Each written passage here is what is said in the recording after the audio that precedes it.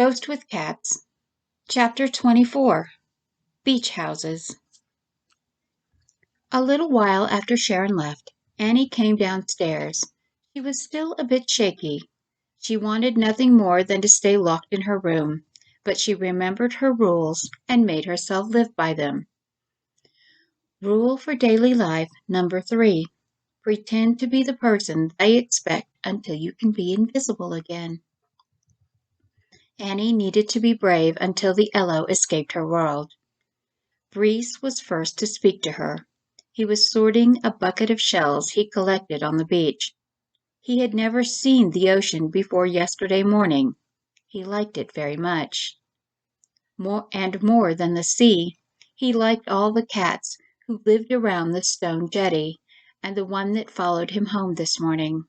He did not want to leave this world and all its amazing treasures. "Good morning, Lady Annie. Are you rested?" he asked worriedly. "Yes, Breeze, but I don't remember anything after I was shot, and now I'm not. Did Opir and Aji get away? Where's Tall?" She was worried. She didn't know exactly what happened. Her head was so foggy. Vorn had her sit and served her breakfast. The master went for his morning run and sword time. Your grandfather, father, and stepbrother are safe, as are their people. Breeze saved the children as you ordered him to do. The masters ended the attackers and healed you. Then we came straight here. You have slept since we arrived yesterday morning. Yuri chose this house because it is more defensible. Sharon is staying in the other house as a decoy. We are having dinner there tonight. And the master's gun skill has gone viral, as they say on your world," he finished. "Seriously?" she said, surprised. "I don't understand." Yuri set a laptop in front of her. The playing video looked like a shaky cell phone video from inside an Arab movie imitation of The Matrix. She watched Tall hop out from behind an overturned table and walk between the hail of bullets, targeting each opponent with a single bullet, his eyes glowing white. It was amazing. The sequence was run at regular speed, then slowed down. The person speaking was thanking the sheik's granddaughter for bringing this guardian angel to protect them all. There was a longer version from a different angle that showed the girls dancing and her getting shot, then Tall defending them.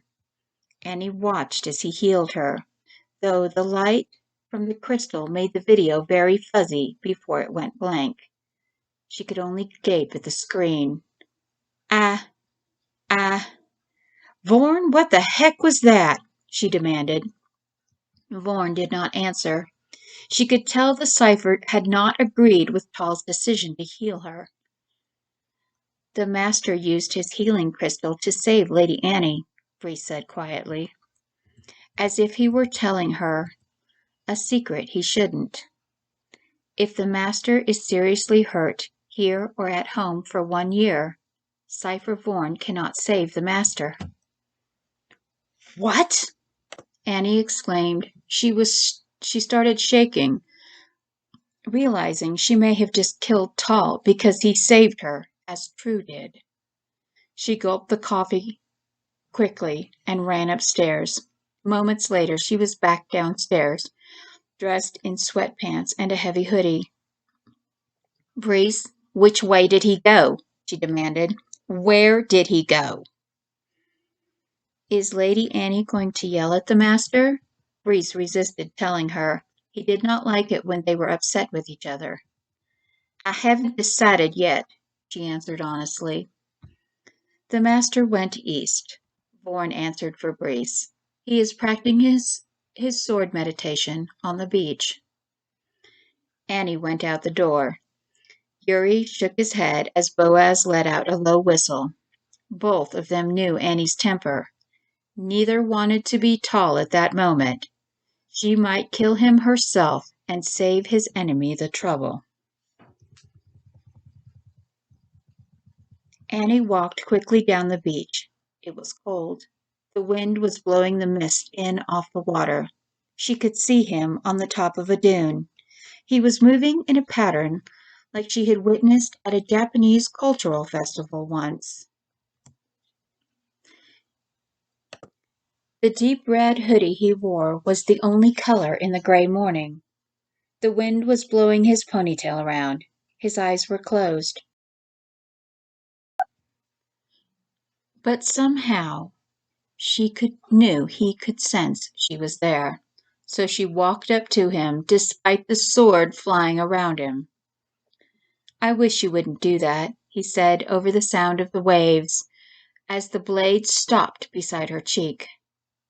She felt like it cut the rope she thought she had held her temper with. Why'd you do it, you dang fool? She demanded in nothing but angry Texas twang. She was so done. Everything she had gone through to keep them alive would be for nothing if he died. She couldn't have the death of someone else she loved on her soul. She couldn't bear it. So she raged.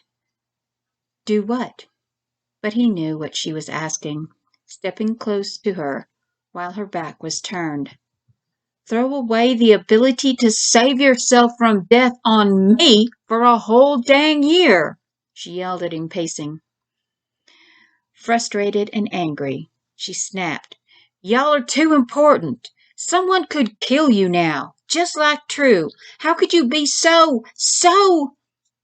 She turned to face him, but he was right there behind her, his arms wrapped around her, and he kissed her deeply as he had seen the men on the human media do to females when the females they loved when they were upset.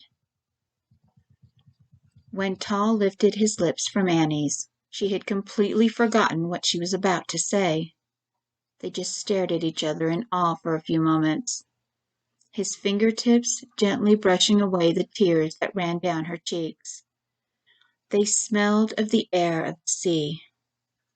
He held her tightly. He had never imagined he could feel anything for a female, let alone this. She jerked her head to look toward the water. She was fighting her fears. He shouldn't love her. She was a ghost.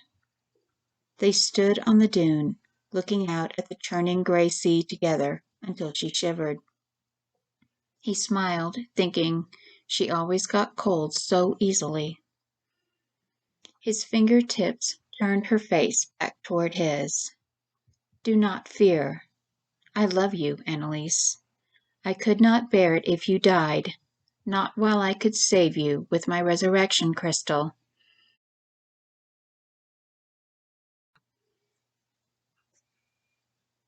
I love you too, Tall, but you shouldn't risk yourself. Not for me. If you died because you saved me, She trailed off.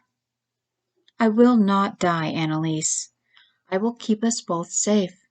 He meant it, even if it meant never returning to Eloh. There were other admins who could take his command, including his younger brother.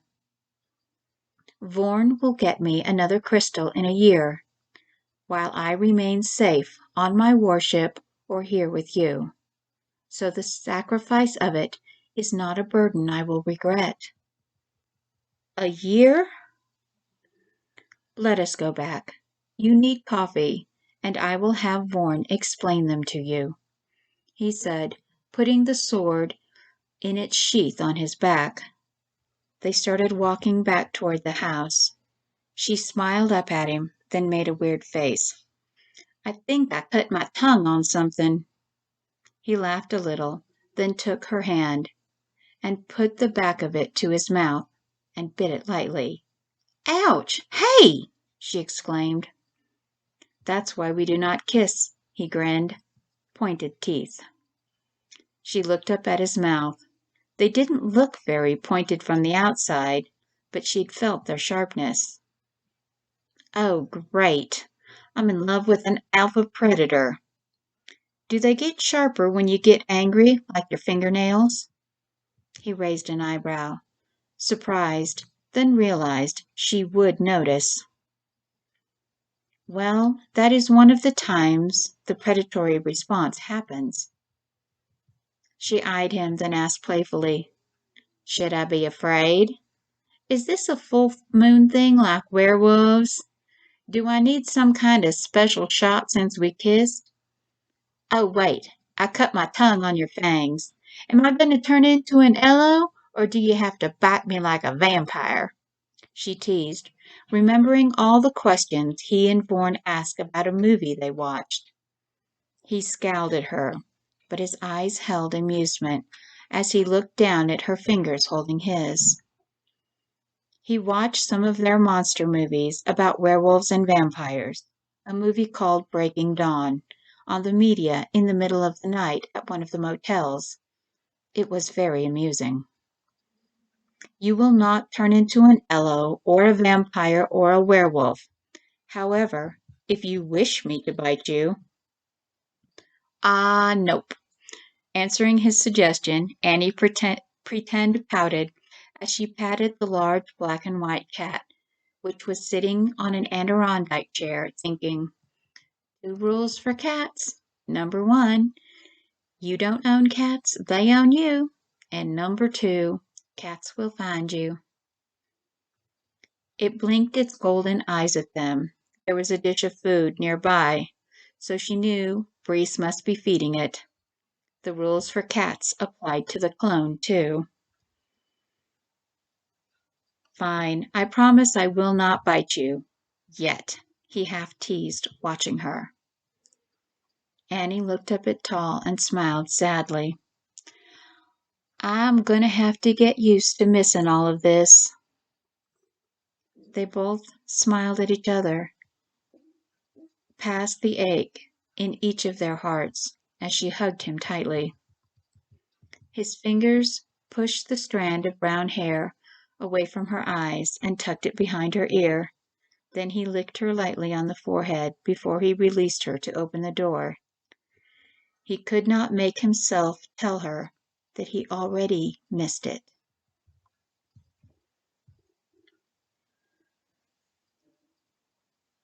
Vaughan worked quietly, listening to Sharon talking about how she met Annie and her work and tonight's party.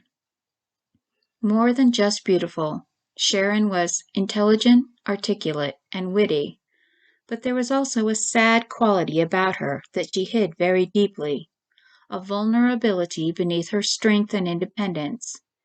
It made Vaughan feel a strange tug toward her. So tell me about your job, Sharon insisted. I'm getting tired of hearing my own voice. But your voice is lovely, like music, he responded smoothly. You should be in marketing. She grinned, brushing off the compliment. Very well, my lady. My job comprises many jobs. I have served as Admant Vance Paul's cipher since he was made Admant at the age of 15, and I was 19. Many thought I was too young, but I was chosen by his brother, Regent True, as most compatible with Master Tall. He trained me himself to serve Tall. We have been together for 16 years. In your terms, I am his manservant, confidant, analyst, physician, priest, bodyguard, warrior, and advocate. I am also fortunate enough to be his friend, a luxury many of my fellow ciphers do not have.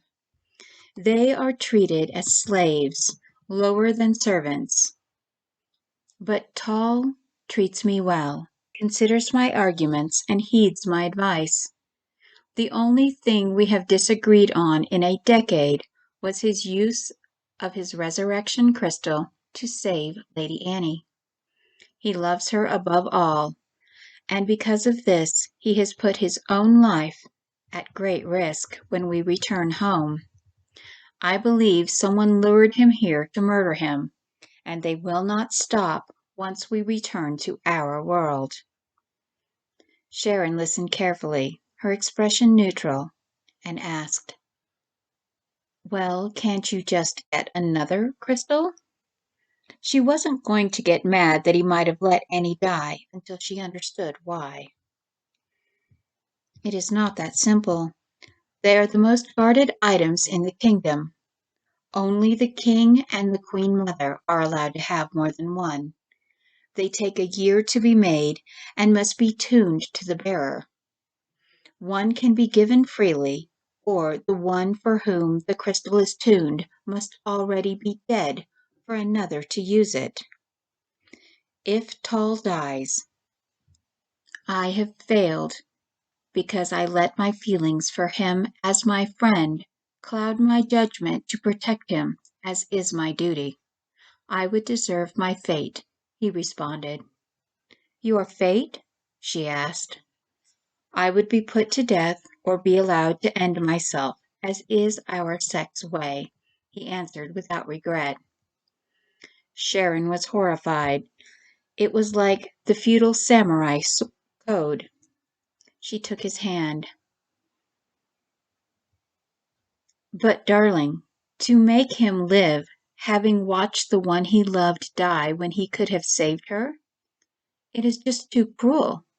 If I could have saved my Shmael, I... She trailed off suddenly and turned away. He found it, the thing that grieved her heart. I apologize, my lady. Shmael was the one you lost. I did not mean to waken your grief.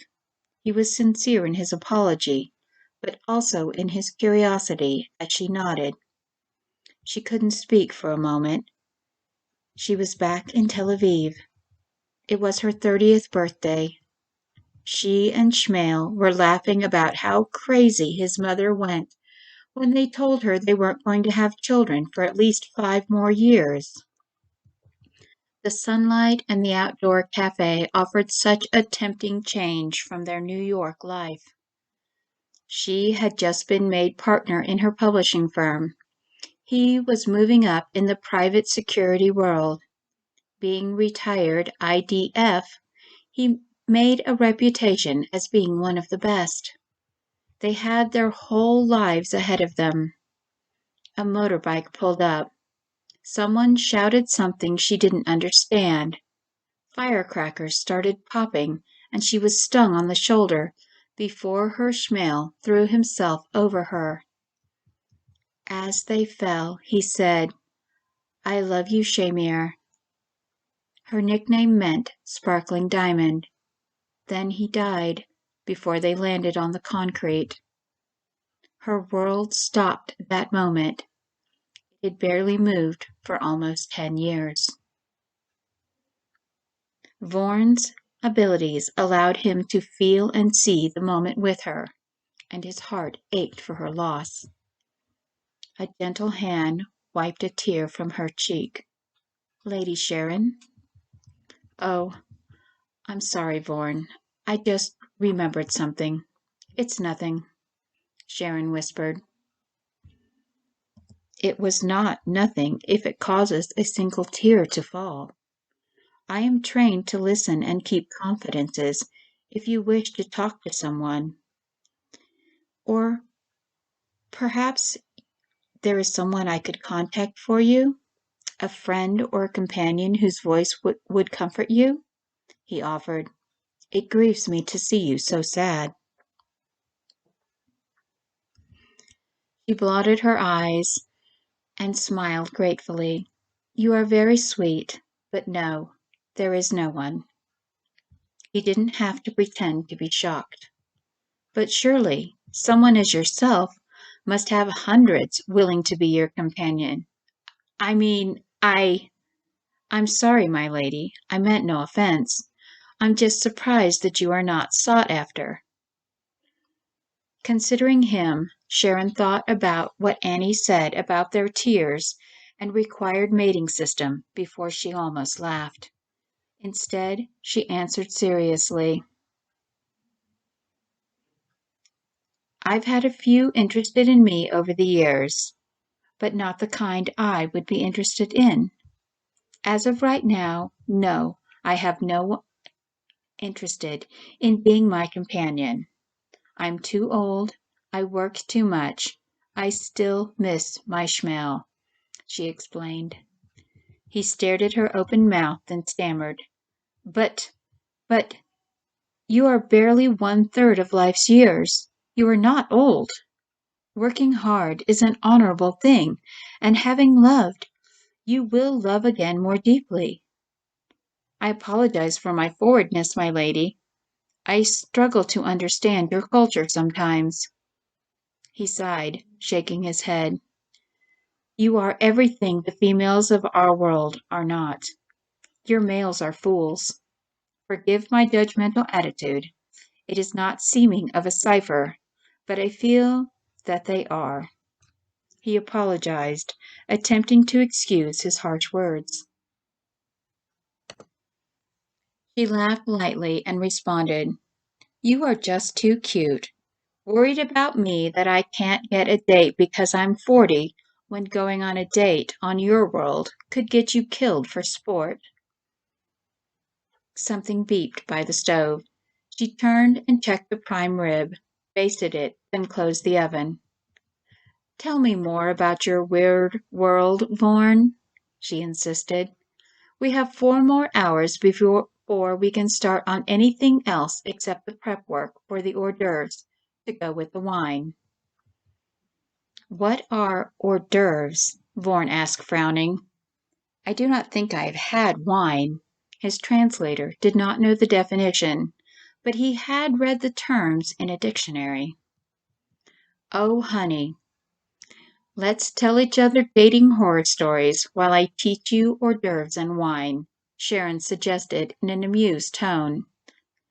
So they began, and it turned into one of the most interesting afternoons either had spent with the opposite gender.